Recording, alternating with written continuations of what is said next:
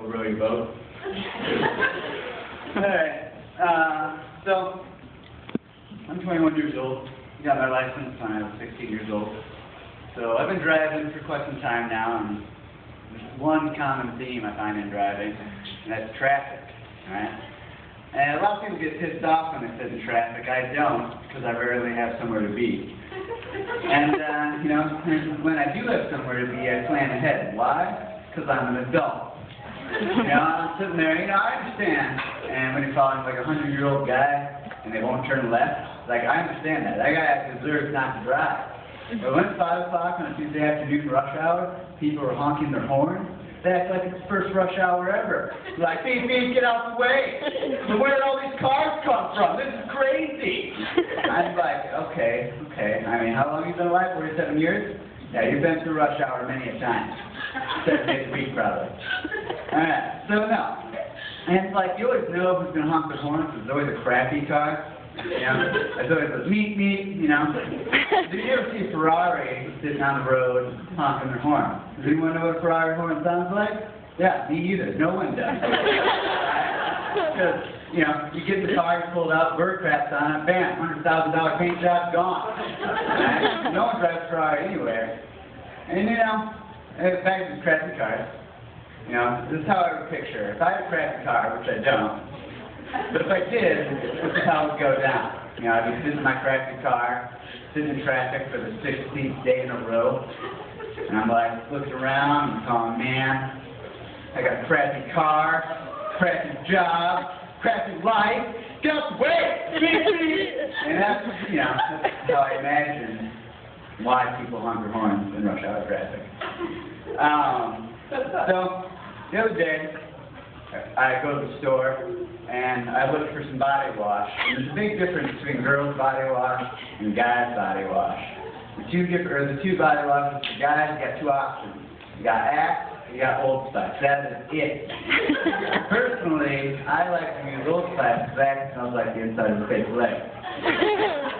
So, I got this really bad back knee going on, and for those of you who don't know, the word back knee is the word back and acne combined.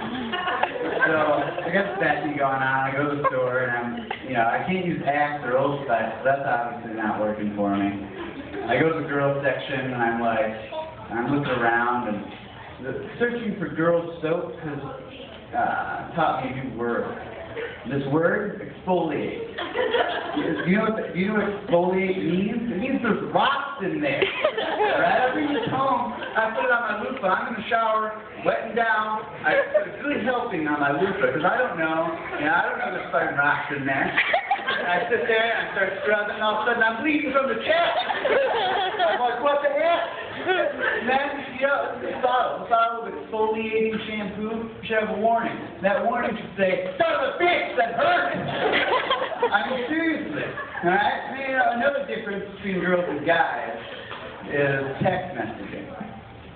Here's a few examples of text between 2 guys. Alright? Meet you there.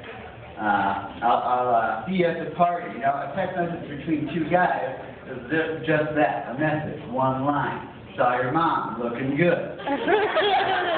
But, 2 girls, they text, and all they do is ask questions. I got a text from my girlfriend the other day, and all she did was ask questions. Hey, how are you?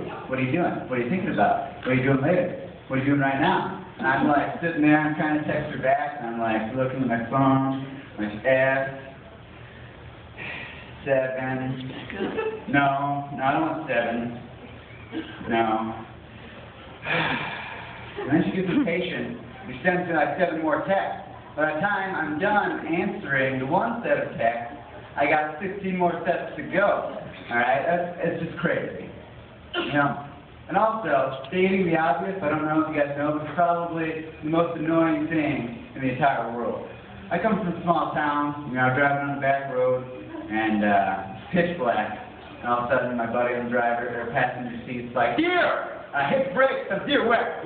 Oh, never mind. I thought so, but I didn't. Oh, okay. So, you get into an accident, you get into a fender bender,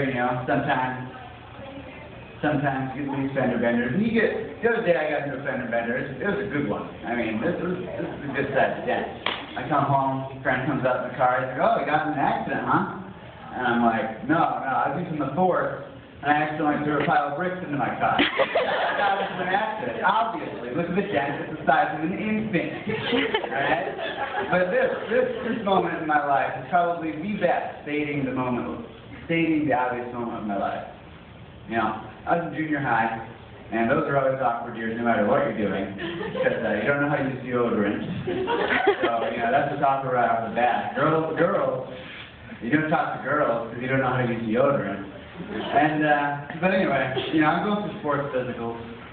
You know, I do the regular, the checking your blood pressure, and then they do the turn and cough. That would make me uncomfortable, you know. Like turn your head, cough, cough again, cough one more time. Okay, I think you're starting to enjoy yourself, right? I don't know. So, and the last thing, you know, is the bend over, touch your toes, and, you know, they feel your spine. And after that, they listen to your heart and your breathing. I was 4 years old, I had heart surgery, so I have a heart condition. I have a nice happy scar right about here. And I take my shirt off, and he's like, hey, you had heart surgery, huh? And I'm like, no, me and my brother were fighting with knives in the balls, so he stabbed me in the chest. Yeah, I had heart surgery, alright?